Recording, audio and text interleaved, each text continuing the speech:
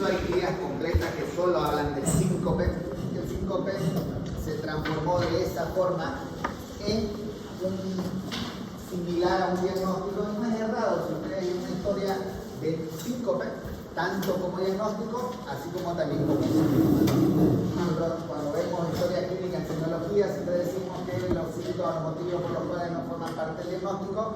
Esta es la excepción, ¿no? ¿Por qué? Por lo que vamos a ver de todas las causas o todos los motivos que llevan a que se presente el síncope.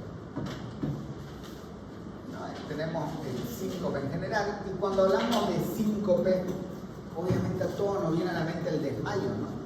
Porque el desmayo es igual a síncope. ¿Y por qué no? ¿Cuál es la diferencia? Lo mismo, ¿no? El desmayo es el síncope, es el desmayo. Y este síncope o este desmayo, este cuadro sincopal, ¿cómo lo podríamos definir? Es decir, ¿qué características tiene que tener para yo decir lo que le pasó a esta persona fue un síncope? ¿Quién puede definir? Se refiere a signos cardíacos. A ver, uno. Hipotensión. Se presenta de... ¿Qué más? Esa es una característica. ¿Cuál?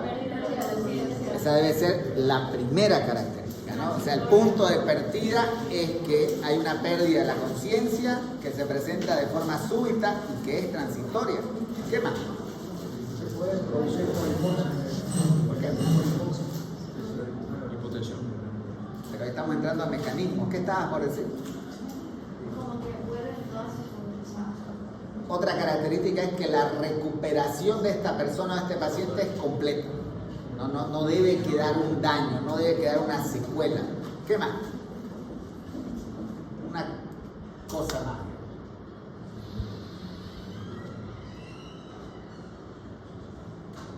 ¿Cuánto dura? Pocos minutos.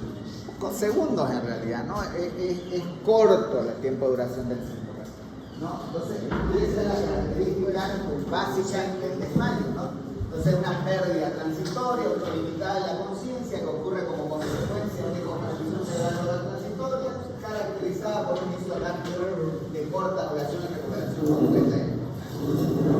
Lo que caracteriza, por tanto, a este síncope va a ser la caída de la perfusión. No es una caída de la saturación de oxígeno, es lo que cae es la perfusión. Y la forma más fácil de entender la caída de la perfusión, y que muchas veces interpretamos como sinónimo, y no es un sinónimo, es la caída de la presión. Porque habitualmente la hipotensión va a llevar a hipoperfusión. ¿Estamos de acuerdo? Sí. ¿Sí? Sí. ¿Por qué? ¿Por qué una lleva a la otra? ¿Por qué?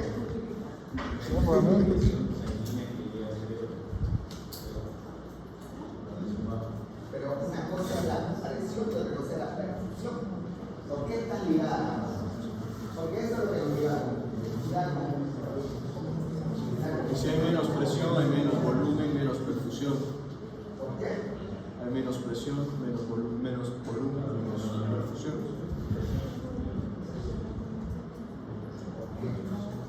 A menos presión. Está incorrecto, pero ¿por qué? Porque es lo que en realidad disminuye. Está bien, disminuye la presión, no hay duda. ¿Sí? Esa disminución de la presión lleva a que caiga la perfusión. Pero ¿por qué es automática esta caída? ¿Qué es lo que cae junto con la caída de la presión? la frecuencia. El gasto cardíaco. La cantidad de movimiento de sangre por El flujo. Lo que en realidad sucede, o sea, es correcto lo que dice, pero el mecanismo por el cual la hipotensión, la caída de la presión se acompaña de la hipoperfusión, es porque así como para el movimiento de la sangre a través del cuerpo se requiere diferencias de presión, gradientes de presión, para que la sangre vaya del inicio de la aorta y atraviese el callado, pues tengo que tener presiones diferenciales, no se controla la sangre. Lo mismo pasa con la perfusión. Lo que se acorta es el gradiente de presión y con eso cae la perfusión del organismo. confundimos muchas veces o utilizamos, como sinónimo hipotensión e hipertensión. Y una forma, o el error en la práctica médica donde más cometemos, más veces hacemos estas confusiones, como lo que decía el doctor al principio, con el shock. Porque en el shock, independientemente del tipo de shock, por definición es hipoperfusión, y todo cuando lo vemos al paciente asumimos la hipotensión como el equivalente. ¿No? El paciente hipotenso está en shock, no es así. Puede estar hipotenso y no estar en shock. Pero lo correcto y lo lógico es obviamente que al caer la presión va a caer la perfusión. Y si cae la perfusión en el cerebro, pues nos vamos a desconectar. Si nos desconectamos, pues vamos a perder la conciencia, ¿no? Y al caer en el piso, recuperamos la posición horizontal, la sangre necesita menor esfuerzo, menor diferencia de presión para retornar de nuevo hacia el tejido cerebral y por lo tanto recuperamos. Y no tiene que quedar ninguna secuela porque no parte de un daño orgánico. Es simplemente una manifestación de diferentes situaciones que pueden llevar a eso.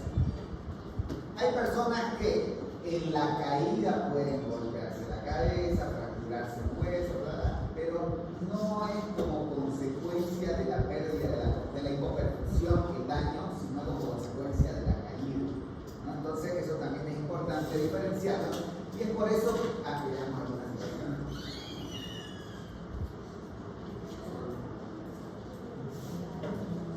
Fabricio.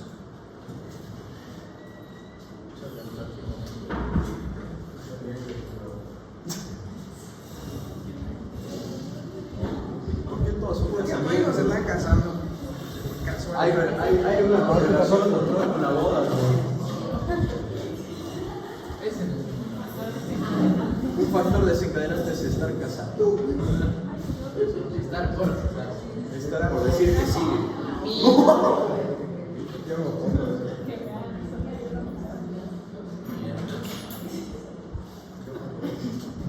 Entonces, lo que vemos en el video nos deja claro una cosa, es que aquella persona o aquel paciente que le cuente su desmayo nunca se desmayó.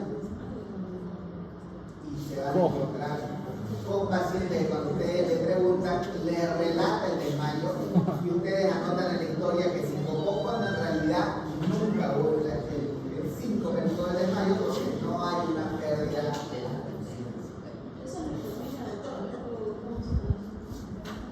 La lipotimia deberíamos entenderlo como un síncope, ¿no? Pero muchas veces utilizamos el término de lipotimia para la etapa presincopal, es decir, las personas que agarran y dicen, siento que me estoy mareando, me voy a caer, pero no termina perdiendo la conciencia, así termina cayéndose, sentándose, acostándose, pero no pierde la conciencia. A eso le denominamos etapa o estado presincopal, es decir, casi se desmaya. Es muy frecuente en la población general, todos de alguna forma todos hemos presenciado en algún momento o conocemos a alguien como nos ha pasado de desmayarnos por algún motivo, ¿sí? Y esto hace que sea un síntoma muy frecuente. Afortunadamente, es un síntoma en la mayoría de las situaciones benignas, es decir, son pocas las situaciones en las cuales se acompaña o se da en el contexto de una patología seria o severa que sí la hay. Y aunque pareciera ilógico, una de las cosas con las que se confunde se hace diagnóstico diferencial con la muerte súbita. Y eso lo ven también en los pacientes que están internados, los pacientes añosos que de repente no se desmayó, no se desmayó. Murió. Pareciera ilógico, pareciera difícil diferenciar la muerte del desmayo, pero es simplemente entender, como vamos a ver en otro momento, las diferentes formas de paro. Entonces, una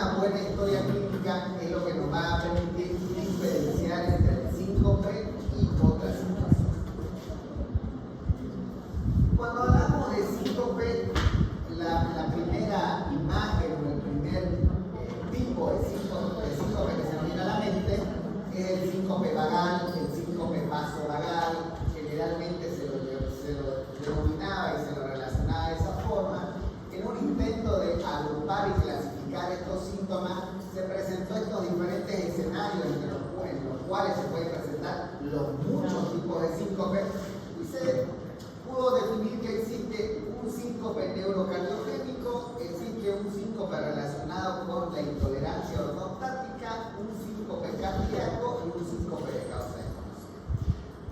Ahora que vamos a entrar a ver cada uno de ellos, de más está decir que la de causa desconocida tiene que ser la última opción cuando nosotros abordemos un síncope. Primero tengo que haber descartado las otras situaciones previas antes de hablar de causa desconocida y no partir simplemente por ahí. Hablar del síncope neurocardiogénico es hablar, por su mayor exponente va a ser el síncope vagal, ¿no? Y lo importante del término o de que le lleve la palabra inmersa cardio es simplemente para recordarnos que el punto de partida es lo neuro, aunque la manifestación sea lo cardiovascular, pero que no tiene que estar involucrada una patología cardíaca, porque si no, no es síncope neurocardíaco. ¿Sí? La intolerancia ortostática es el síncope que necesitamos corroborar que realmente se presenta por estos cambios posicionales. Y estos cambios posicionales llevan a un síncope por dos motivos esencialmente. Uno, por una falla en la respuesta de nuestro sistema nervioso, en la cual o está enlentecido o está dañado como en la diabetes, o porque estamos utilizando algún fármaco que retarda la respuesta del sistema nervioso. Entonces, en los cambios de posición, aun cuando los vasoreceptores nos estén diciendo que hay una modificación en la tensión de la pared arterial y que por lo tanto debemos generar una vasoconstricción para evitar la caída de la columna de presión, están sensando eso, pero el sistema nervioso no está pudiendo responder a la velocidad que se necesita, se mantiene el diámetro dilatado del vaso y con ello cae la columna de presión, cae la perfusión cerebral y cae el paciente. Dentro del síncope cardíaco tenemos esencialmente dos líneas que seguir. Uno, aquel síncope que se relaciona con alteración eléctrica, y tenemos tanto para aumento, es decir, taquiarritmia, como en situaciones de descenso de la frecuencia, como son las bradicardias. Y tenemos por otro lado aquellas que se presentan con enfermedades estructurales. Después podemos discutir si es más maligno, por decirlo de un modo, o es peor un síncope en el contexto de un bloqueo auriculoventricular total que un síncope en una estenosis aórtica severa o un síncope en una cardiopatía isquémica. El tema es que la diferencia entre uno y otro va entre lo eléctrico y lo estructural. Y allá al final queda el síncope de causa desconocida que, como les decía hace un momento, requiere que se eliminen las otras causas o se descarten las otras causas para que se pueda encarcelar o se la pueda catalogar como tal. Sí, doctor, ¿podría explicar qué es el síndrome de seno enfermo? Ahorita recién vamos a empezar a ver todo. Tenemos que partir también de diferentes situaciones que nos hagan confundir con el síndrome. Y ahí también tropezamos con muchos estigmas y prejuicios, como pensar en las situaciones psicogénicas, el que esté inventando el desmayo, ¿sí? Tratamos a la fuerza de desencadenar que el paciente esté consciente de que está consciente y nos olvidamos de que también podemos estar frente a una crisis de ausencia, de que podemos estar frente a intoxicaciones, frente a un accidente cerebrovascular. O sea, no toda pérdida de conciencia termina siendo un síndrome, entonces tenemos que ser diferentes. Entonces analicemos cada uno de ellos. El síncope neurocardiogénico, como les decía, parte de que tiene que estar ausente, no tiene que formar parte de su etiología la enfermedad cardíaca. El momento que existe enfermedad cardíaca dejó de ser neurocardíaco. ¿Sí? Es un síncope que se presenta en básicamente todas las condiciones que ustedes imaginen y tiene por camino común la respuesta vagal. ¿Y qué hace el vago o qué hace el sistema nervioso parasimpático en el sistema cardiovascular? ¿Qué mecanismos, qué acciones hacen?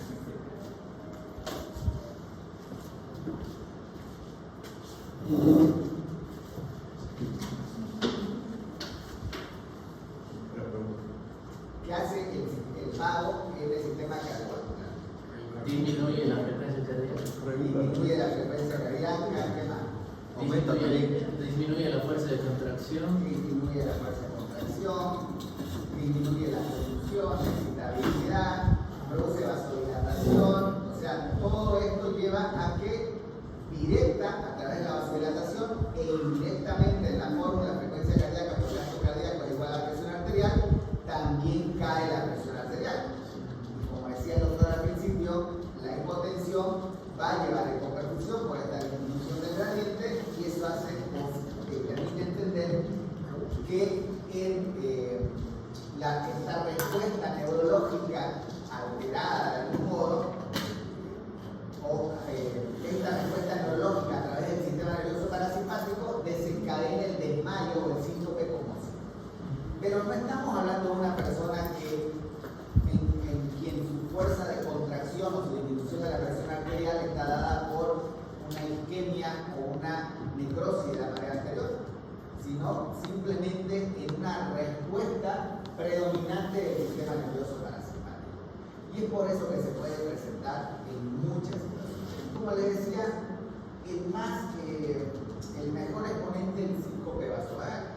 Y este es el típico ejemplo que se pasa de boca en boca, de generación en generación, la que uno conoció, un estudiante de medicina que en su último año vio sangre y se desmayó. Y esa situación puede pasar, eso no significa ni tiene relación entre si va a ser bueno o malo el ejercicio de la medicina, si puedo o no operar, si puedo o no ver sangre, simplemente fue una respuesta no mediada por su conciencia que generó un mecanismo es decir, una activación del sistema nervioso parasimpático que lleva a esta disminución de la presión arterial. Solo que ahora sí que lo pueden ver.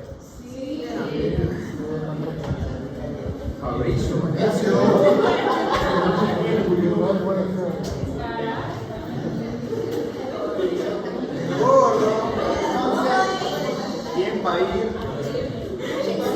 Una pregunta interesante. ¿Nosotros podemos desencadenar una respuesta vagal? Sí. Obvio. ¿Cómo? Sí. No se puede ser si no voluntario.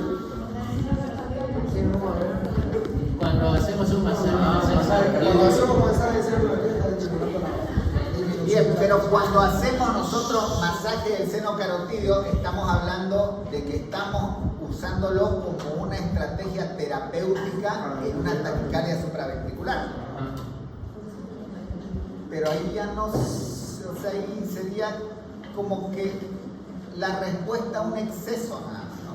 Porque lo que buscamos es una respuesta vagal. Buscamos una activación del parasimpático. Y otra situación en la que nosotros podamos desencadenar esto sin buscarlo. los ataques ansiosos o el estrés. Bueno, si no lo Al respirar.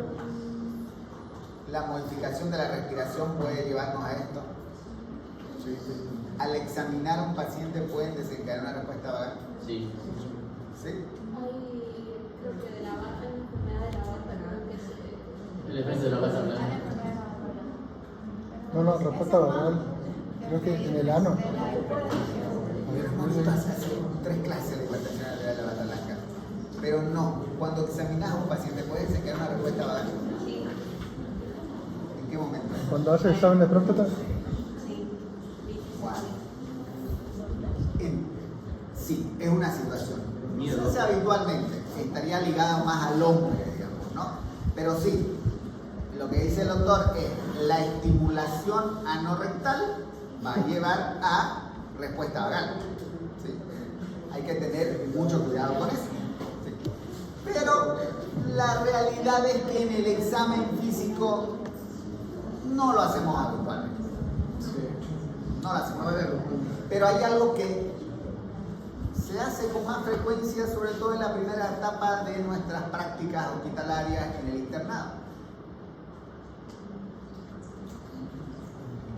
Y lo peor, lo hacemos durante el paro también.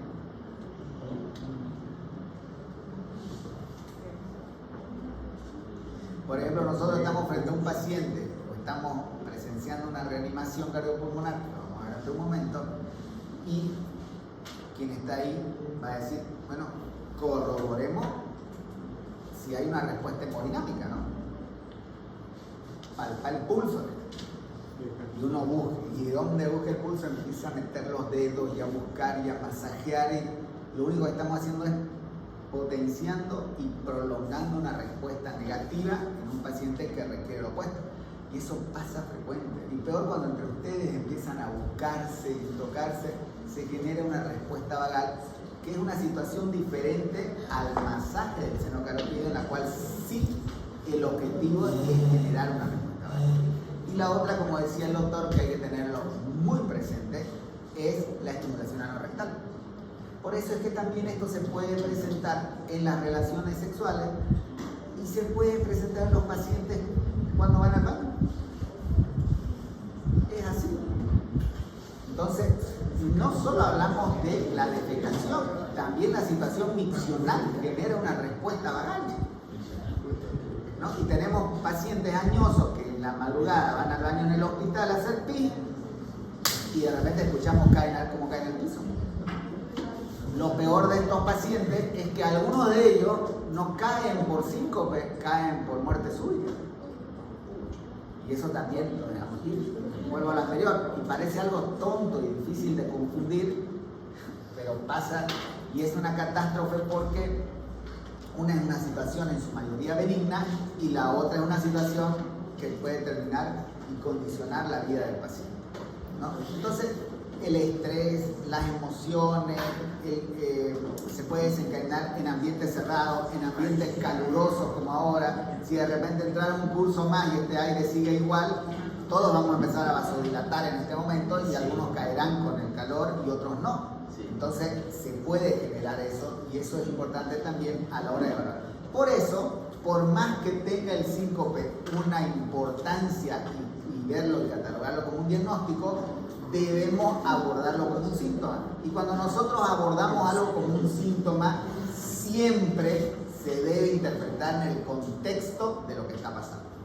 Eso es lo que nos olvidamos muchas veces en el síncope, porque simplemente nos cuenta, se desmayó, listo, no tengo que averiguar nada, tiene síncope. No, investiguemos. Porque cuando pasa esto, es el menor de los problemas. Pero si nos comemos una arritmia cardíaca o una patología estructural del corazón que puede tranquilamente revertirse, pues es una situación mucho más seria. Al poner la sonda Foley, tengan también mucho cuidado. Uno está ahí toqueteando la próstata en el paciente que tiene hiperplasia o hipertrofia prostática y vamos a generar una respuesta vagal. El dolor genera respuesta vagal. ¿Sí? El dolor intenso genera respuesta vagal. Entonces, todas estas situaciones pueden terminar con el desmayo del paciente. Y el desmayo, si bien es una situación en su mayoría benigna, la caída de la presión no. La caída de la presión, cuando un territorio que no es tan importante como el cardíaco, que se nutre con la presión arterial diastólica, cae mucho su presión arterial, pues podemos tener un territorio isquémico y si partimos de la base de que hay un lecho potencialmente en riesgo, pues podemos tener pacientes que hagan no solo muerte súbita, sino que pueden hacer infarto. ¿Dónde se ha puesto de manifiesto esto? En la invención del Viagra. Cuando el Viagra se inventó y salió al mercado y se lo estigmatizó rápidamente porque de repente se ligó mucho que el Viagra generaba muerte súbita, infarto, y en realidad el problema no era el Viagra, era el mecanismo de acción de la vasodilatación ligada al Viagra que producía hipotensión en personas que no sabían que tenían obstrucciones coronarias. Una vez que se supo eso y se controló y se pidió que para todo el que use Viagra debe hacerse un chequeo o una valoración cardiovascular, las muertes pasaron. Y es esporádico el paciente que se entera uno que falleció, que tuvo un infarto ligado a alguno de estos. Y es más, hasta los files, sildenafil y compañía, mejoraron que ya no duran 6 horas, 8 horas, duran 36 horas. Entonces, es más, las dosis para la disfunción eréctil es nada comparando con las dosis que se utilizan en hipertensión pulmonar. En hipertensión pulmonar utilizamos 100 miligramos de sildenafil 3 veces al día.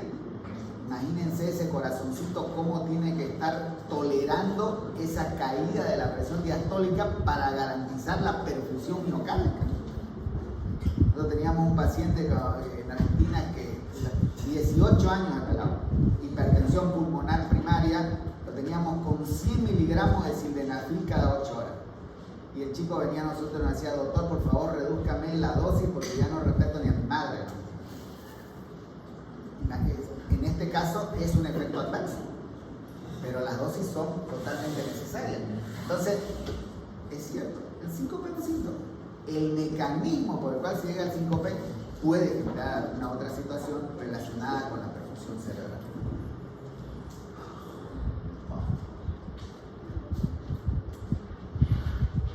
Cuando hablamos de la intolerancia ortostática, en una situación normal de una persona joven, como todos ustedes, si por ejemplo al doctor lo agarramos de la mano y bruscamente lo levantamos de donde está sentado, ¿cómo va a responder su sistema vascular? ¿Cómo va a responder? Va a aumentar mi hipotensión. ¿Por qué va a hipotensiar? Aumenta más bien la presión. Pero ¿qué va a pasar con el vaso? Él está sentado, tranquilo, digamos que las luces están todas apagadas, está durmiendo. La vasoconstricción. Pero ¿por qué se genera la vasoconstricción? Por un aumento de ¿Por un momento qué? No, para tratar de mantener la sangre arriba. Su finalidad va a ser tratar de mantener la columna de la presión. ¿Pero qué activó la vasoconstricción? Una disminución del gradient. La diferencia de presión. Me gusta, no para empezar, pero no. ¿Qué? El jalo. No. Cuando nosotros estamos, sea sentados, peor acostados, digamos, nosotros estamos en lo que se denomina un estado basal. Y aunque no estuviéramos en estado basal, nuestra necesidad es mayor estando de pie que estando sentado o estando acostado. Aún no estemos en estado basal. Pero partamos del estado basal, que es el ejemplo más sencillo. En un estado basal, nuestro requerimiento metabólico es mínimo. Es el mínimo necesario para cumplir la mínima función que es respirar. Nada más. ¿Sí? Por lo tanto, la perfusión de los tejidos va a estar garantizada con un pequeño gradiente de presión. Entonces, por la demanda metabólica. Porque la demanda es mínima. En cambio, y los vasos están dilatados, no es la palabra correcta, pero tienen un diámetro que no requiere disminuir para garantizar mayor presión porque su necesidad de diferencia de presión es mínima. En cambio, cuando yo lo levanto, cuando el paciente cambia de posición, ustedes que son jóvenes y no tienen patología asociada, automáticamente los vasoreceptores que están sensando todo el tiempo la fuerza que se ejerce sobre él, van a sentir que Algo cambió. la fuerza cayó. ¿Cierto? Entonces inmediatamente va a decir, la tensión del vaso ha disminuido. Tengo que garantizar que nuevamente vuelva esa tensión. Y genera la vasoconstricción. Pero aquí otra pregunta importante, ¿qué vasos son los que hacen vasoconstricción? ¿La aorta es la que se cierra? No. Los periféricos. Los vasos de pequeño calibre, porque ellos son los que regulan la presión. Y el sentido común nos dice, ahora que ustedes dominan fisiología y dominan la clínica médica, el sentido común nos dice pues que son los vasos de pequeño calibre porque son los que están encargados del circuito en paralelo para nutrir los tejidos. Entonces, eso pasa en una persona normal. Sin embargo, si fuera la misma persona, pero en vez de no tener nada, es diabético, de muchos años, mal controlado, así no tenga alteración vascular o angiopatía, pero si tiene una neuropatía, no va a responder de la misma manera. ¿Por qué? Porque los nervios que van a llevar la respuesta están dañados. No llega. El vasoreceptor lo va a censar, seguro que lo va a censar, y probablemente va a mandar la señal de que se genere la constricción. Pero no hay nervios que... Entonces el paciente se levantó, ese vaso sigue distendido, la columna de presión se cae, se desconecta el cerebro básicamente y se cae el vaso. Lo mismo si nosotros usáramos fármacos, por ejemplo, hipertensores de acción central como la alfa-metildopa, la hidralazina, o incluso betabloqueantes que tienen un tema, un bloqueo del sistema adrenérgico. Entonces la respuesta va a ser menor. Sí. Y la diferencia con el otro síncope, más allá del mecanismo, es el requisito de que yo debo demostrar que sí se está generando esta intolerancia ortostática. Yo tengo que corroborar que realmente el cambio en la posición me tumba la presión arterial o hace que mi paciente presente síncopes que lo lleven a desmayarse o al menos que sea en etapa presincopal. Y esas son las características o los requisitos que se requieren para decir lo que a él le está pasando es un síncope por intolerancia ortostática. ¿Sí? Los parámetros varían un poquito en función si previamente era hipertenso o no. ¿Ya? Pero necesitamos evidenciar una caída de la presión. Doctor, para evidenciar eso, al momento de tomarle la presión al paciente, tenemos que tomar una posición específica. Está en la rodilla. Igual paciente, ¿qué tenés que hacer? Está acostado, le tomas la presión acostado, lo levantas y le tomas la presión parado. Tiene que haber la diferencia de presión, o cuando le estás tomando en lo que se levantó la presión, porque no le vas a sacar el manito, ¿no? Sí. Cuando estás tomándole, sincopa o empieza a tener mareo o sensación de desvanecimiento y ya te dice que el diagnóstico es intolerancia ortostática. Ahí dependerá de cuál es la causa, porque volvemos a lo mismo, es un síntoma, va en el contexto de lo que le está pasando. Pero se dan cuenta cómo ya la severidad del síntoma va cambiando. Porque hace rato era ver sangre y desmayarnos, estar en este ambiente caliente y desmayarnos, que implica que la probabilidad de que mañana estemos en el mismo ambiente es baja. En cambio, en esta situación estamos hablando ya de patologías que muy probablemente ante la misma situación tengamos la misma respuesta. Entonces ya se va incrementando la severidad y la segunda parte de esta situación pues va a ser el investigar cuáles son las causas que llevaron a esto.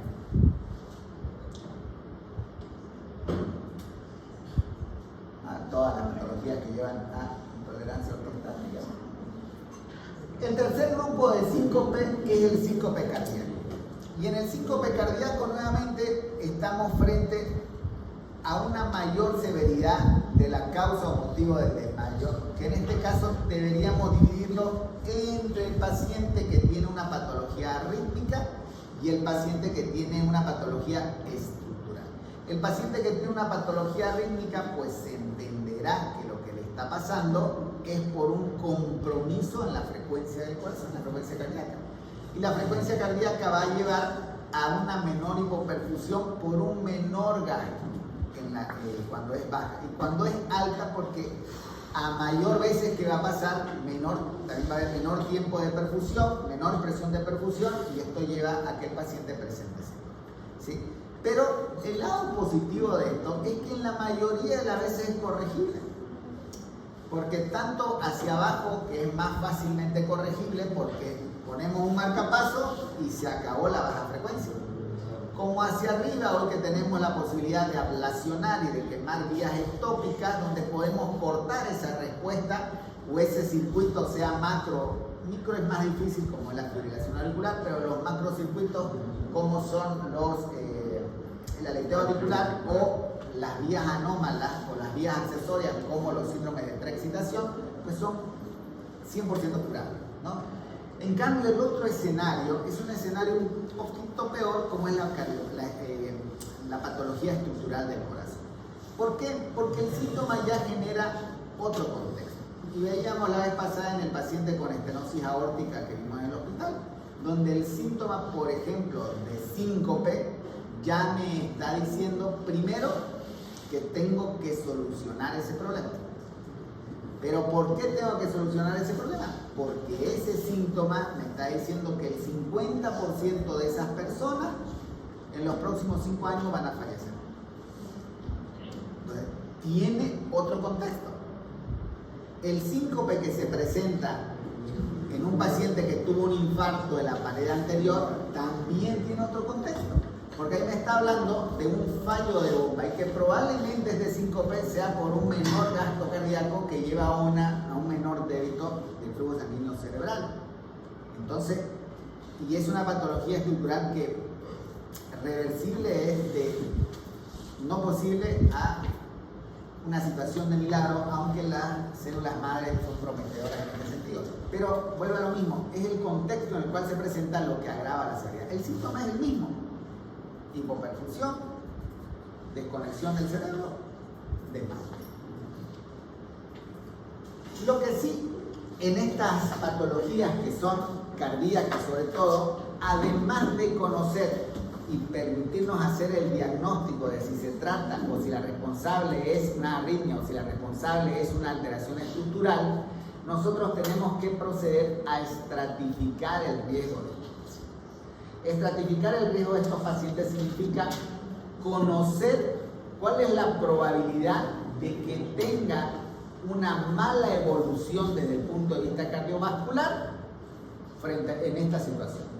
Entonces, el síncope es un síntoma. Lo que me va a permitir evaluar la estratificación de riesgo de mi paciente van a ser el escenario en el cual se presenta el síncope. Y volvemos al anterior. No es lo mismo el síncope en el que se presenta en ustedes entre los 20 y los 30 años que el síncope que se presenta en la persona de 70 años. Puede ser que el mecanismo sea exactamente lo mismo, pero ¿cuál tendrá un mayor compromiso o un mayor riesgo a corto o largo plazo?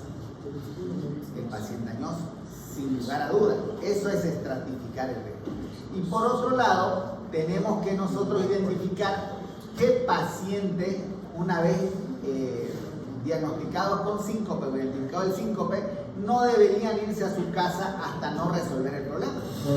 Si nosotros tenemos un paciente que tiene una patología rítmica, un bloqueo auriculoventricular total, y en algún momento se le colocó un marcapaso y ahora sincopó porque la pila o la batería del marcapaso se agotó, yo no lo voy a dejar ir a su casa. Ese paciente tiene que continuar su evaluación y sobre todo la resolución de su cuadro en ambiente hospitalario, porque si no, nada se va a resolver en la casa, porque hay una situación que está poniendo en peligro la vida de la persona. Lo mismo si nosotros tenemos una persona que ha presentado una taquicardia ventricular porque tiene un área necrótica extensa en el corazón, pues tengo que intentar resolverlo. A ese paciente le pondré un cardiofibrilador implantable y recién lo mandaré a su casa, porque ahora está haciendo una TB, pero mañana va a hacer una TB sin pulso, que es un tipo de paro cardíaco. No vamos a avanzar esta parte porque si no... Bueno, ese es lo que hablamos hace un momento del árbol de decisiones para qué es lo que debemos hacer. Ya son las estratificaciones que varían de acuerdo a las diferentes sociedades, hablando de estratificación a corto plazo cuando es en el lapso de 30 días y a largo plazo de más de 30 días. Y las situaciones en las cuales nosotros deberíamos a los pacientes no dejarlos ir. ¿Qué nos ayuda a llegar al diagnóstico de este tipo de síncope? Todo aquello que nos permite evaluar el sistema de conducción, y partimos ahí desde electro. Si el electro no nos da la respuesta, vamos al Holter de 24 horas. Si el Holter no nos da la respuesta, vamos a un Holter de 72 horas. Si el Holter de 72 horas no nos da la respuesta, vamos a un loop recorder de 30 días o un loop recorder de un año, que es un Holter de 30 días o un año, para tratar de cazar qué es lo que le está pasando. Hoy ha permitido que incluso si llegara a utilizar estos sistemas, sino utilizando los relojes inteligentes, podemos llegar a hacer un buen diagnóstico arrítmico y tener un diagnóstico más preciso de lo que le está pasando. Si aún así no logramos encontrar un diagnóstico, pues lo someteremos y trataremos de desencadenar la patología. Entonces lo pondremos a una banda sin fin a correr y ver si en el esfuerzo se desencadena, o le haremos un estudio, sea electrofisiológico, sea un cateterismo, pero eso ya es buscando cuál es la causa, pero esencialmente intentando resolver lo que le está pasando. El pronóstico en todos los casos depende de la causa principal. No depende de si se presenta o no el síncope, sino de qué lleva a que se presente el síncope. Porque, repito, no es lo mismo el síncope por el masaje del seno carotidio al síncope por una taquicardia ventricular. Son dos escenarios diferentes en el cual lo que cambia es la causa. Vamos al otro. De ahí tenemos nosotros lo que es la muerte súbita, y más en particular la muerte súbita cardíaca. Y esto de la muerte súbita, de tiempo en tiempo se pone de moda, sobre todo cuando está ligado a eventos deportivos en los cuales uno, en poblaciones que no esperaría que suceda la muerte, se presenta la muerte. Y nos llenamos la boca hablando de muerte súbita. Pero, se van a sorprender, no todos saben la definición de muerte súbita. ¿Qué es la muerte súbita? ¿Cuál es el concepto de muerte súbita? ¿O a qué llamamos muerte súbita? ¿A qué? ¿Qué requiere que se presente o qué características requiere que se den para hablar de que la muerte fue súbita?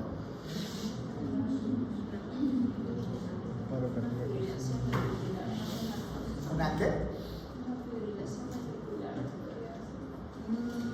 No me refiero al mecanismo, me refiero a la definición. Interrupción de la vida. Entonces, lo primero que se requiere es que se dé la muerte. Sí. ¿Qué más? Pero que se dé la muerte sola no basta para que sea muerte sola. ¿Qué más se requiere? Que sea de manera abrupta. Interesante. La palabra súbita nos dice que tiene que ser rápida, abrupta, aguda. ¿Pero qué es abrupta o qué es súbita? En tiempo, ¿cómo puedo definirlo eso? Inmediato. ¿Pero qué es inmediato? ¿Cuánto tiempo es inmediato?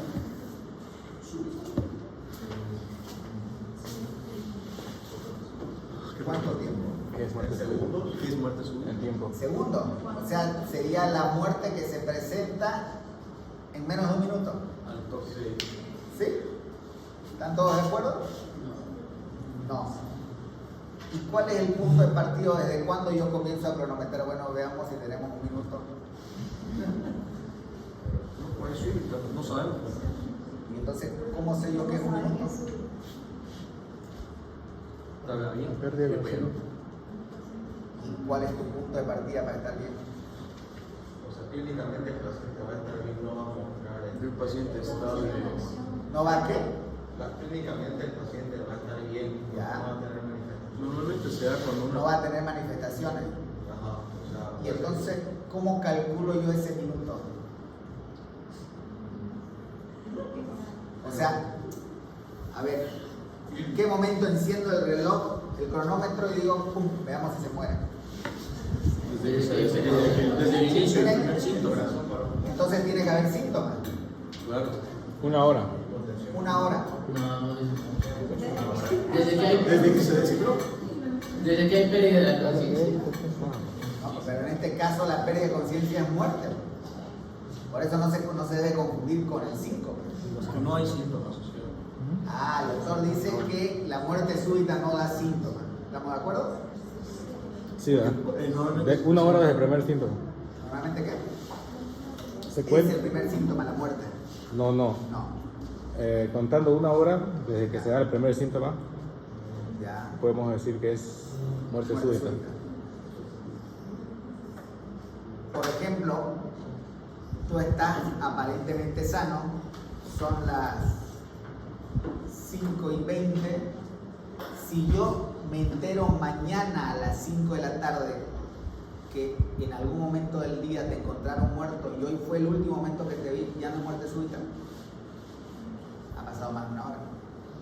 Es que la muerte súbita es por un problema cardíaco que es asintomático normalmente. Entonces el paciente puede estar jugando fútbol y de la nada se es un problema cardíaco. problema. Pero ¿de dónde sacas que la muerte súbita es un problema cardíaco? No. No hay para que deje de funcionar.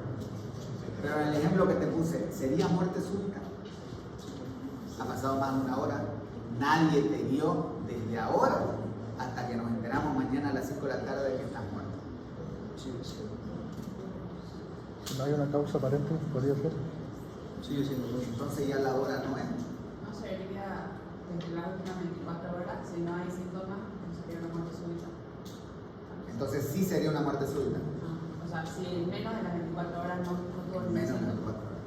Bien. Entonces, una hora.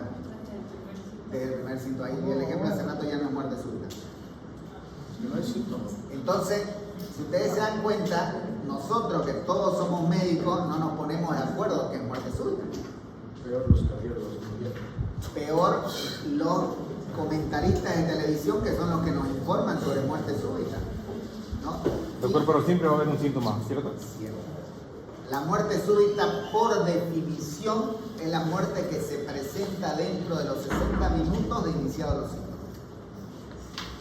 Pero también se considera muerte súbita la muerte que se presenta en la persona aparentemente sana, de la cual yo no supe nada dentro de las 24 horas y que la encontré muerta. ¿Por qué? Porque parto de dos principios. Uno, que estaba sana. Y dos, que como estaba sana, algo de manera abrupta tuvo que haber cambiado esa condición de vivo a muerte. Ahora más interesante, ¿y qué es la muerte súbita cardíaca? Porque esto era solo muerte súbita. ¿Qué es muerte súbita cardíaca? Se completiza un poquito más, ¿no?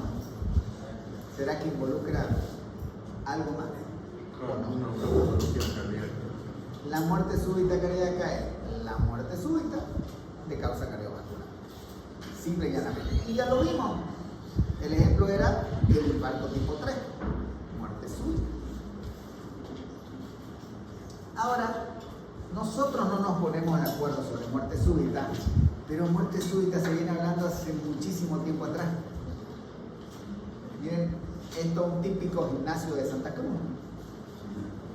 Está una de ustedes, una de las doctoritas haciendo gimnasio, y de repente yo sé que todos ustedes se dan cuenta que eso es una fibrilación ventricular.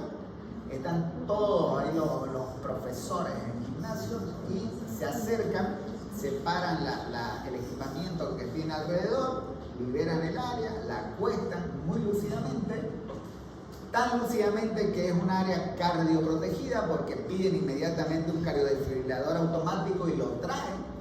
Se lo conectan a la chica y obviamente ya el cardiodesfibrilador nos dice qué hacer.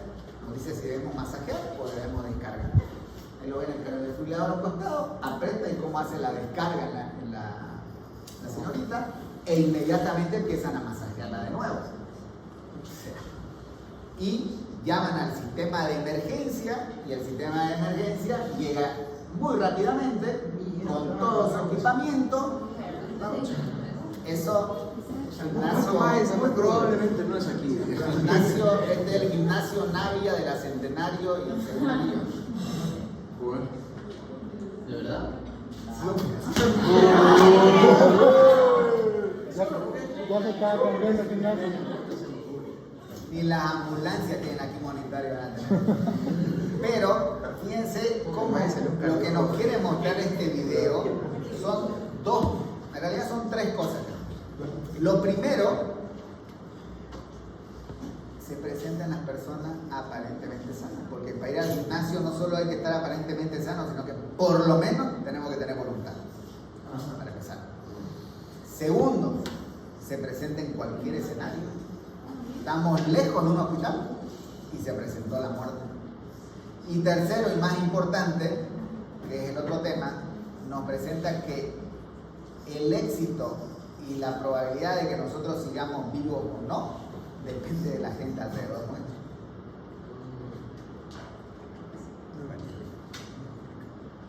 Miren cómo hace tiempo, hace 4.000 años atrás ya se hablaba de muerte súbita. Y ahora 2024 no nos ponemos de acuerdo qué es muerte súbita. Y ya se relataba de qué era la muerte súbita, ¿no? Y miren, frases tan bonitas como: si un paciente presenta dolor en el brazo y la parte izquierda del tórax, la muerte lo está amenazando. O unos adelantos hacia lo que es la ritmología o la electrofisiología, que nos dice: la intermitencia del pulso es un predictor de muerte próxima. Genialidad absoluta. Y por si quieren profundizar la lectura más tarde, pueden ver en la cuarta línea. Era la quinta. Este es interesante, y esto está en moda ahorita, ¿no? El conde Gastón de Foix dijo: soy un hombre muerto, que Dios se apiade de mí. Y esto cuando estuvo en contacto con el agua helada y se murió. ¿Por qué está de moda? Hoy día me llamaron de la Red 1 para hablar de la relación de estas inmersiones en hielo y no sé qué burreras y la relación con la muerte súbita. Hace rato con los chicos de clínica médica hicimos un debate si es peligroso o no es peligroso. No lo vamos a hacer con ustedes porque ustedes lo tienen muy claro el concepto. Pero aquí vemos eso, ¿no? Vemos esa respuesta en la cual se genera esa vasoconstricción, pero lo interesante es que esa inmersión en hielo, en agua fría, en el cambio de la temperatura, por un cambio de temperatura, al mismo tiempo puede generar una respuesta vagal y disminuir la frecuencia cardíaca y generar arritmias cardíacas. Y lo último, esto que parece risible, que parece absurdo que se pruebe, pero hasta que no se hizo nadie lo ligaba, que tuvo que venir con Bezold, ocluir una arteria del corazón para demostrar que esta oclusión de la arteria podía llevar a la muerte del paciente. Hoy me parece absurdo, ¿no? Si yo tapo una coronaria, preguntarme si tapar una coronaria puede matar a mi paciente. Seguro que sí, pero no lo tuvieron que demostrar. Este es el cuadro del conde Gastón de Foix cuando vuelve de cazar y dice que se está muriendo porque la muerte lo está amenazando y se termina muriendo.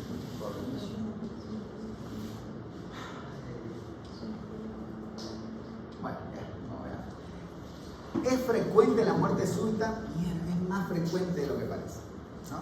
Ahí dice que si juntáramos todos los accidentes de tránsito que conllevan muerte en Estados Unidos y en Europa en un año, lo tendríamos que multiplicar por 10 para la cantidad de muerte súbita que se presenta.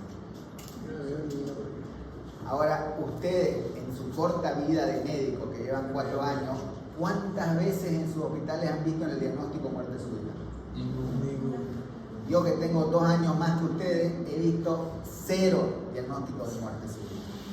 Pero aquí nos está tirando en la cara que es 10 veces la que... O sea, la semana pasada pasaron en los 45 canales o grupos de WhatsApp la muerte de diferentes motociclistas, ¿no? Donde está la moto a un costado, el cuerpo al otro costado y el cerebro a 2 cuadras, ¿no? Y pongámosle que en ese fin de semana hubieron solo 5 muertes. Deberíamos tener en esa semana 50 muertes súbitas. Yo no he visto, o no me acuerdo en estos 8 años que llevo acá, un diagnóstico de muerte súbita. Y es más, y nosotros lo concluimos porque nosotros tendríamos que haber diagnosticado infarto tipo 3, que es el infarto de muerte súbita. Pero es frecuente, es más frecuente de lo que se diagnostica. Y eso es lo que tenemos que ver. Es verdad en nuestro sistema de, no sé si lúcido o no lúcido, de llenar el formulario del certificado de óbito, hay cosas que no se pueden colocar y todo eso, ¿no? Pero tenemos que tenerlo presente y tenemos que evaluarlo.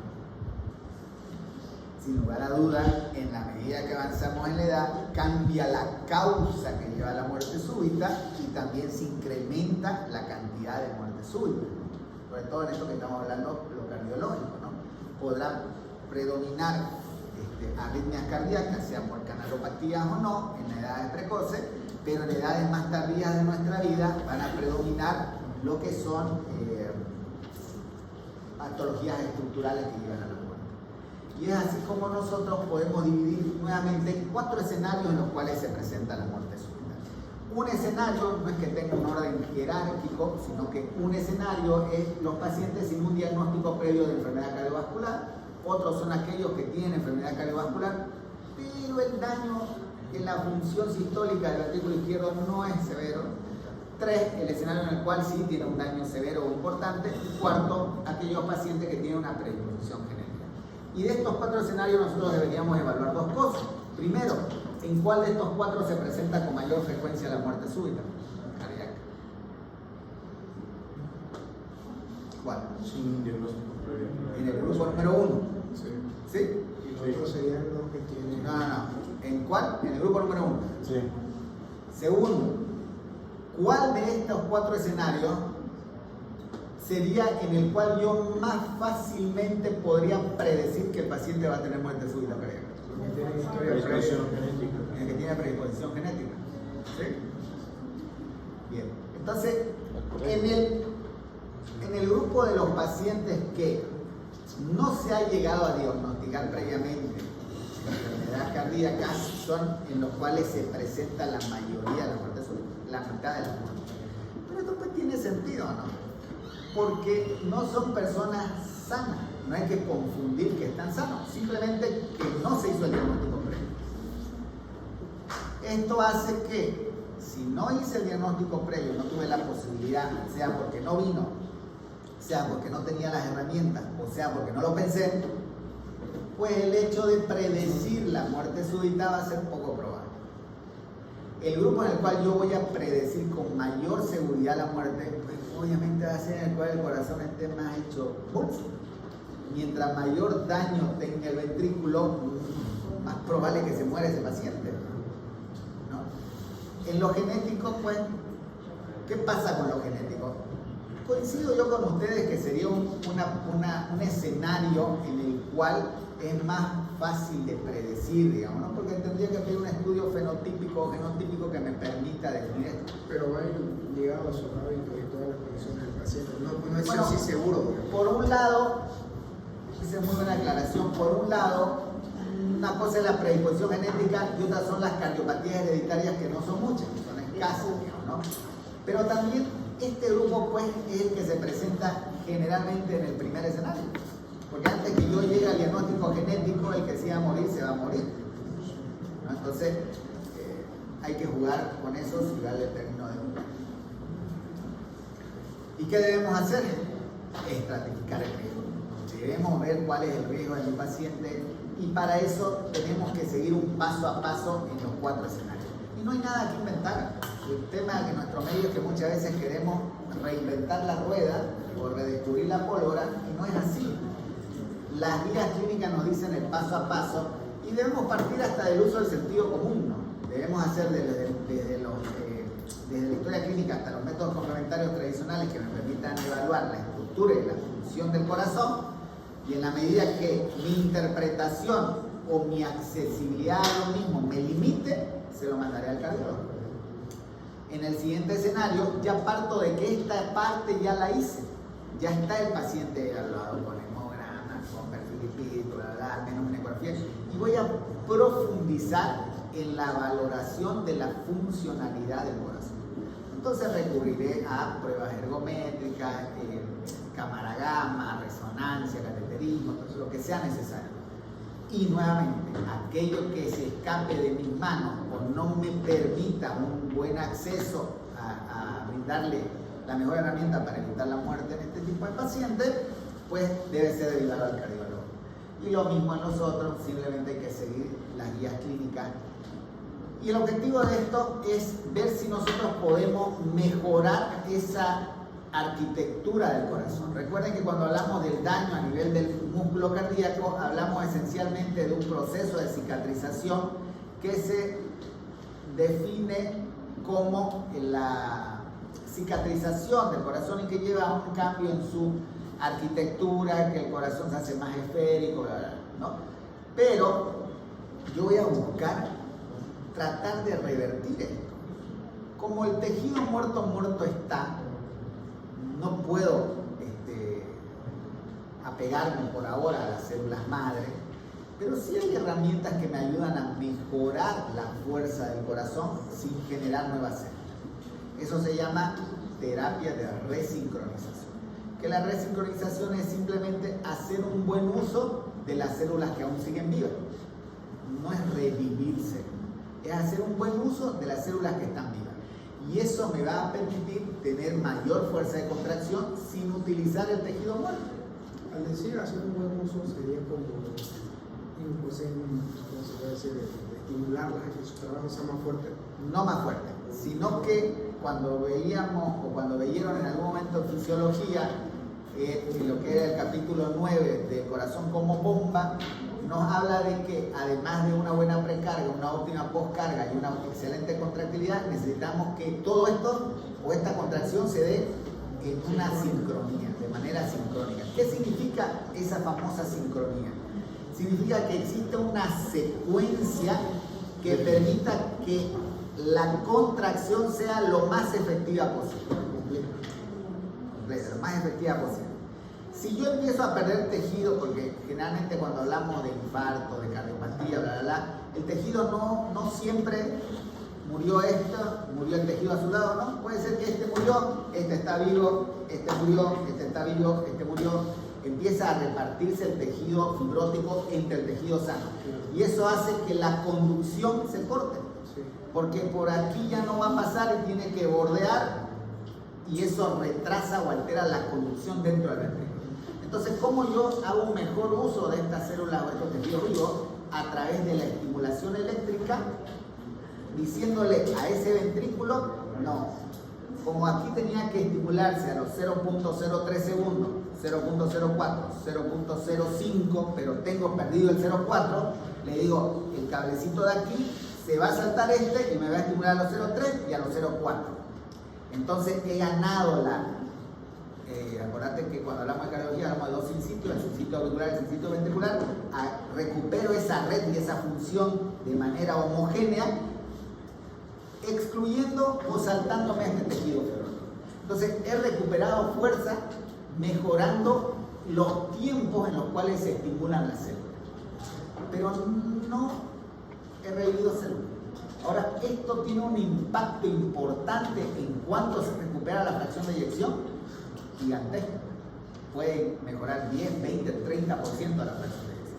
Entonces, sí se genera. Y esto se logra a través de la terapia de resincronización. Y por otro lado, que es todavía lo más confuso, es como estas situaciones, junto con las arritmias, va a generar que se presenten arritmias malignas como la taquicardia ventricular o la fibrilación ventricular. Yo debo pensar en algún dispositivo que cuando se presenten estas arritmias, corten la arritmia. Y la mejor forma que se ha inventado hasta ahora para cortar esas arritmias es la desfibrilación. Entonces hay dispositivos que se llaman cardiodefibriladores implantables, que son como marcapasos, y que lo que hacen es todo el tiempo estar sensando lo que pasa, y cuando aparece, descarga para que nuevamente vuelva a comenzar y se elimine esa arritmia maligna. ¿Dónde está ¿cómo se llama? Lo confuso, lo problemático en esto? Que uno diría, el sentido común me dice que cortada la arritmia ventricular elimino el riesgo de muerte. ¿Sí? Sí. Seguro que sí. No es así. Lo que sí nos garantiza es que se disminuyen o se limitan las arritmias ventriculares, pero el riesgo de muerte súbita está presente. Y el paciente termina muriendo. ¿No? Pero sí disminuimos la cantidad de arritmias ventriculares, el tiempo de las arritmias ventriculares, pero estamos en un músculo que está dañado. Entonces, el riesgo y la presentación de muerte súbita está. Lo que sí disminuimos es el motivo por el cual se presenta esa muerte súbita. Entonces, por eso en este tipo de pacientes se coloca, o tiene indicación de colocarse, un cardiodefibrilador y electrofuncional y la resincronización. Y todo es lo mismo, es un solo generador. ¿Limitante cuál es? Porque diríamos, pues, coloquémoselo a todos. El limitante es el económico. El dispositivo cuesta $28,000 más o menos. Entonces, y voy a decir, bueno, $28,000, pero doctor, con esto no me voy a morir. Te vas a morir igual.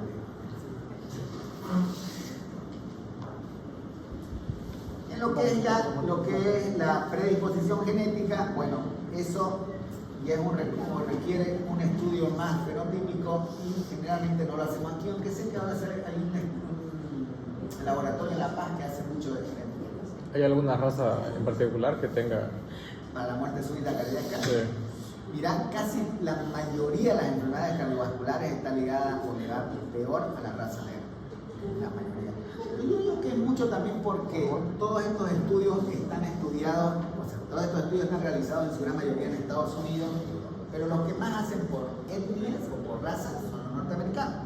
Y los norteamericanos son caucásicos, raza negra, creo que nombre le dan a los japoneses, asiáticos, latinos, hispánicos, ya, o sea, pero dentro de Latinoamérica tenemos la misma raza. En Bolivia tenemos raza negra. Entonces en Perú hay asiáticos un montón.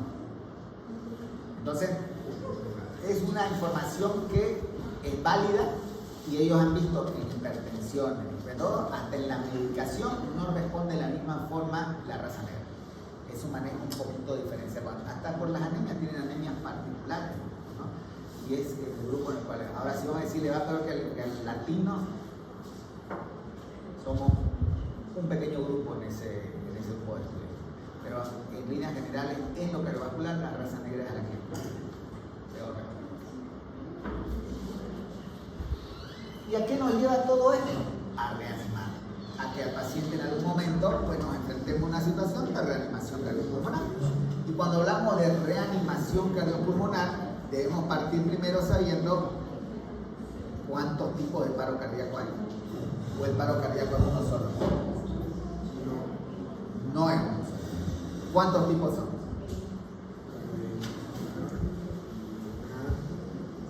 Doctor, es lo mismo decir paro cardíaco que decir arresto cardíaco.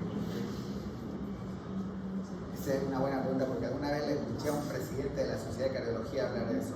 El término de arresto cardíaco, ataque cardíaco, no existe en el idioma español. No existe. Esa es una traducción literal del inglés. Sí. El heart attack en español es paro cardíaco. No existe la Entonces, el arresto cardíaco. Ahora, lo que sí se está empezando a utilizar, y me parece con muy buen tino, es que, por ejemplo, heart failure tampoco existe en español. Es insuficiencia cardíaca. Pero, ¿sabes qué? Se está empezando a utilizar en la escuela colombiana, en la que más lo están haciendo, el término falla cardíaca. Y aunque era bien reacio a ese término, te sentás a analizarlo y tiene más sentido abordarlo desde la falla cardíaca. Porque si alguien le pregunta a cualquiera de ustedes qué es la insuficiencia cardíaca, lo primero que dicen, no, lo primero que dicen es un corazón que está insuficiente y bombea la sangre. ¿Por qué? Porque el término lleva insuficiencia. En cambio, la falla puede llevar al corazón insuficiente, pero también la falla en las presiones o la falla en el funcionamiento, sin hablar tanto de la bomba. Por eso tiene más sentido hablar de falla cardíaca. Pero oficialmente el término es insuficiencia cardíaca en español. La escuela colombiana está metiendo a full la falla cardíaca, tiene sus especialistas en falla cardíaca, sus eventos son en falla cardíaca y es como que está pegando mucho y va a ser así aparentemente. Pero en el ataque cardíaco no existe, es paro cardíaco, ¿no? Y el paro cardíaco tiene o existen diferentes tipos de paro. ¿Cuáles son estos diferentes tipos de paro cardíaco? ¿Cuántos hay? 1, 2, 3, 4, 5, 6. Para mí, pregunta inventar que Ya es son ahora. 7. ¿Cuántos paros hay?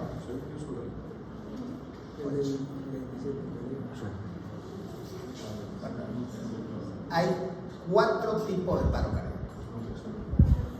Tenemos el paro cardíaco, que es el que se nos viene a la mente, que es una línea recta, eso se llama asistolia.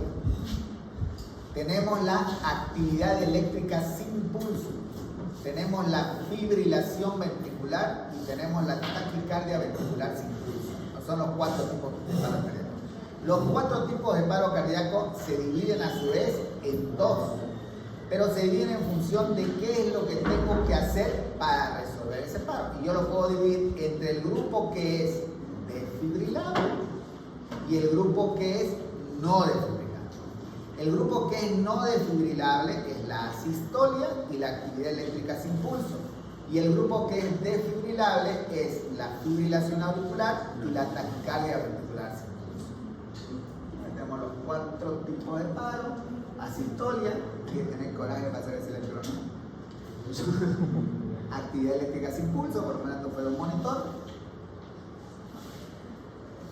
Realmente la taquicardia ventricular es la arritmia más hermosa que se ve en el electrocardiograma, todo homogéneo, monomorfo, bonito, malísimo, pero la fibrilación ventricular es caótico, ¿no? O sea, hay todo menos actividad eléctrica ahí.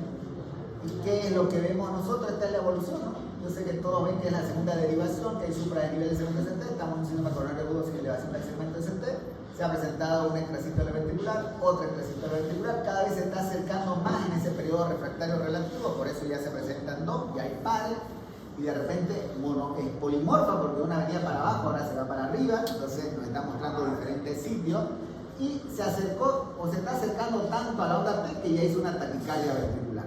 ¿No? Estamos ahí en taquicardia ventricular. ¿Cuál es el problema con la taquicardia ventricular? Se está consumiendo toda la reserva de oxígeno que tiene ese ventrículo. Y al consumirse toda la reserva de oxígeno de ese ventrículo, se agota la actividad eléctrica porque se agotó el músculo. Y pasamos a una fibrilación ventricular. Y si la taquicardia ventricular se estaba consumiendo todo el oxígeno, la fibrilación ventricular acabó con lo poco que quedaba.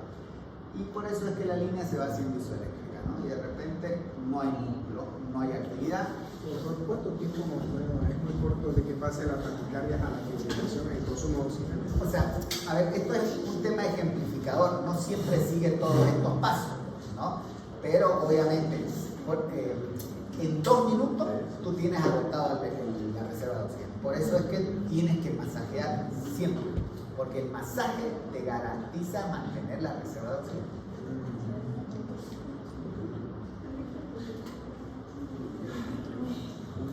¿Cuándo no debemos iniciar una reanimación cardiopulmonar?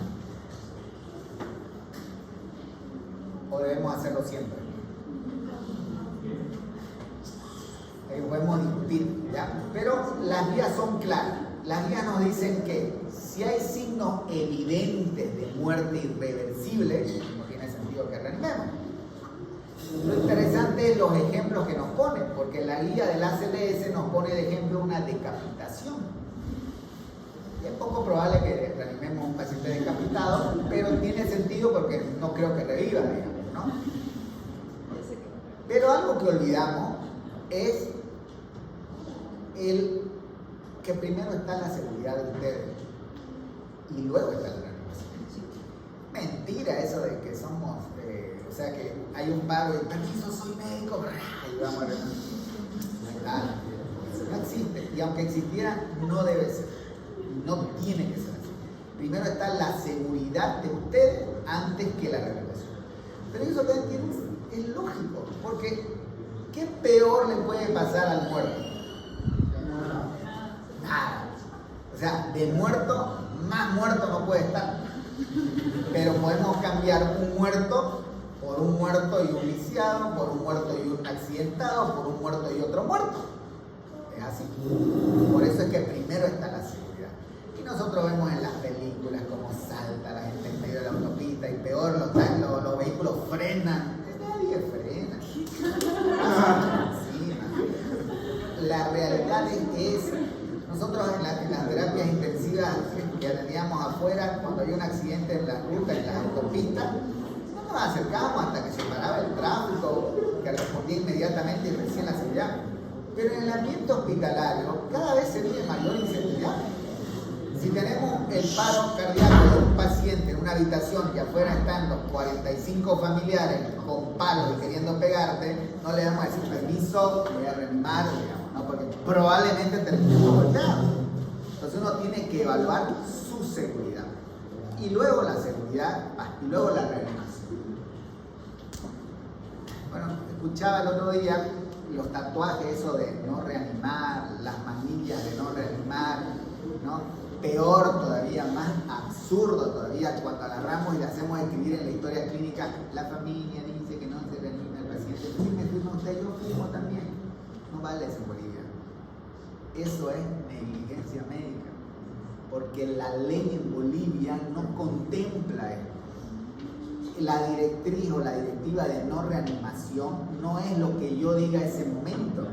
Es un proceso que se hace frente al juez y es el juez el que determina que realmente esta persona en su sano juicio y siendo consciente de lo que le puede pasar si no se reanima y no estando en la situación desesperada de que no quiere seguir vivo así, ha decidido que no se lo reanime. Pero en Bolivia la ley no contempla eso. Porque si aquí tenemos ellos 3 que son hermanos y ella está en España y de repente se internaron a un familiar y ellos hicieron como hijos, ¿saben qué? No lo vamos a reanimar, yo se lo firmo, lo veo, listo, ya se murió, todo feliz. Pero llegó ella de España y dijo, no, mataron a mi padre. Revisemos la historia clínica. y todavía el médico firmó que no lo reanimó. ¿Cómo se llama cuando uno tiene la posibilidad de brindar ayuda y se niega a hacerlo? Entonces, ¿a qué va eso? Bueno, ahí tenemos que poner en la balanza lo legal y lo humano, ¿no? Hace rato decíamos que no debemos jugar a ser los superhéroes, pero en algún momento el médico tiene que hacer, entre comillas, el papel de Dios. ¿Por qué? Porque en algún momento tiene que decidir que no se reanima una persona. Lo importante es que en la historia clínica siempre se reanimó. O sea, en la historia clínica tiene que constar que yo realicé la reanimación cardiopulmonar, así no le haya hecho nada. Porque ese es el único respaldo legal que tienen mañana ustedes, ¿no? Y segundo, y ya para que se vayan tranquilos, otra cosa que es importante es cuánto tiempo se debe reanimar, ¿no?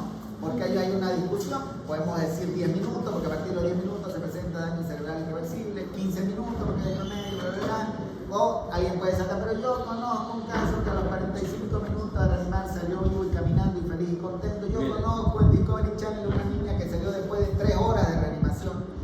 Todo eso es verdad, ¿ya? Entonces tenemos que poner el límite de cuándo dejar de reanimar. Y la situación es sencilla. Cada vez que se presenta un paro cardíaco, estamos hablando de ambiente hospitalario, es decir, en una internación, se forma un grupo para reanimar. Y uno de los que está ahí asume el mando de la reanimación, es quien dice hagan esto, masajea, defibrile, bla, bla, bla. Esa es la persona que define si se para o no la reanimación. Si esa persona dice siguen reanimando, así estén 24 horas, ustedes siguen reanimando. Si a los 5 minutos les dice paremos todo, calladito se detiene la reanimación. No es yo pienso, yo opino, yo quiero, no. Hay un líder de reanimación que es el que define qué se debe hacer. El sentido común nos dice que al menos 10 a 15 minutos debemos reanimarlo, ¿no? Pero también dependerá de la patología. Si está con una patología oncológica, metastizado por todos lados, con poco o nada de lucidez, y solo es la familia que dice no quiero que se vaya mi padre, nada. Calidad de vida, vivir no es respirar, ¿no? Y en estas situaciones salta el egoísmo, ¿no? Porque uno escucha de los familiares, todos nos ha tocado atravesar una muerte. Uno dice, yo no quiero que sea. Nadie piensa en qué quiere que se está muriendo. Entonces, más allá de lo que ustedes decían, en la historia clínica siempre reanimamos. Siempre usamos adrenalina, siempre masajeamos, si corresponde, desfibramos. Bien.